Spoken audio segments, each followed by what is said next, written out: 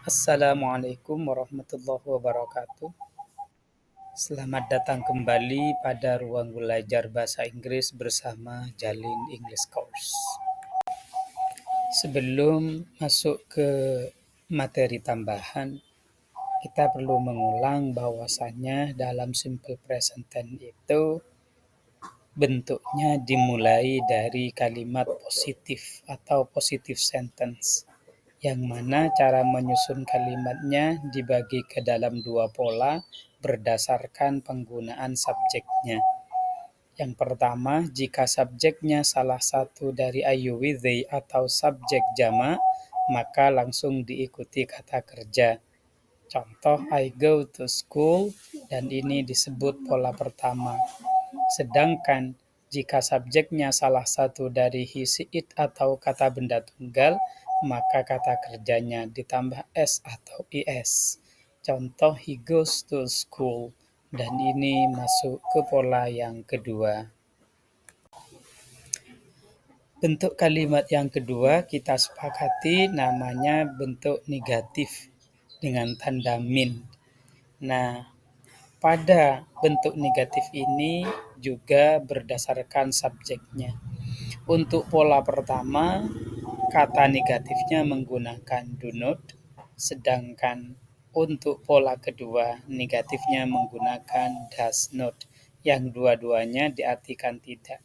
Contohnya, saya tidak pergi ke sekolah, I do not go to school. Dia tidak pergi ke sekolah, he does not go to school. Dalam pembicaraan bahasa Inggris, do not atau does not seringkali disingkat menjadi don't atau doesn't.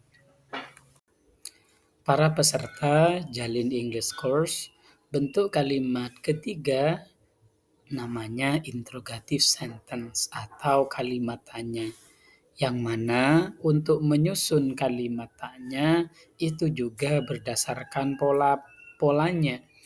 Pola pertama itu diawali dengan do.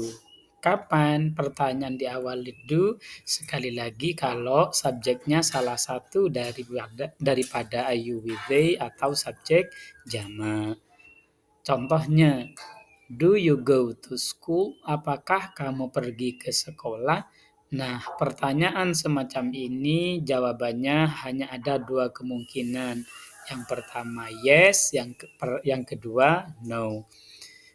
Saya ulangi contohnya, do you go to school? Apakah kamu pergi ke sekolah? Yes, I do. Iya, saya pergi. Atau no, I do not. Tidak, saya tidak pergi. Sementara jika subjeknya salah satu dari he, she, it atau kata benda tunggal, maka di situ diawali does. Contohnya, does he go to school? Apakah dia lelaki pergi ke sekolah? Jawabannya yes, he does. Atau no, he doesn't. Inilah cara menjawabnya antara yes dan no, kemudian diikuti auxiliary. Jadi do not dan do namanya auxiliary untuk I, you, we, they dan subjek jamak. Sementara does dan does not adalah auxiliary untuk he, she, it dan kata benda tunggal. TTT ini diisi dengan subjek yang sesuai dengan kebutuhan atau konteks. Selanjutnya, tidak bosan-bosan, saya ngajak para peserta untuk praktek. Karena hanya dengan prakteklah kita akan hafal, akan bisa berkomunikasi. Baik, prakteknya pada saat ini hanya ada dua. Yang pertama, susunlah kalimat pertanyaan dan berilah jawabannya. Contohnya ini ada kalimat positif, I like tea. Saya suka teh. Kalau dirubah ke pertanyaan bagaimana menjadi do you like tea? Jawabannya yes, I do. Nah, jadi di sini jawaban tergantung kalimat yang diberikan. Contoh dua, ini kalimat kedua kebetulan kalimat negatif. I don't like coffee. Saya tidak menyukai kopi. Berarti pertanyaannya, do you like coffee? Apakah kamu suka kopi? No, I don't. Tidak, saya tidak suka kopi.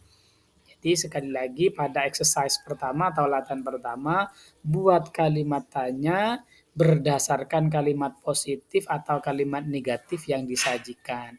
Kalau kalimat positif yang disajikan, jadikan kalimat tanya, kemudian jawabannya positif.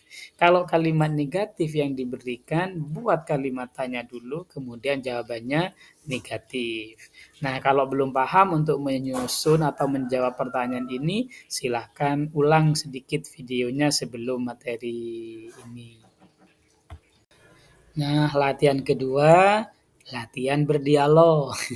Kan nggak mungkin kita komunikasi sendirian terus, maka latihan berdialog. Bagaimana?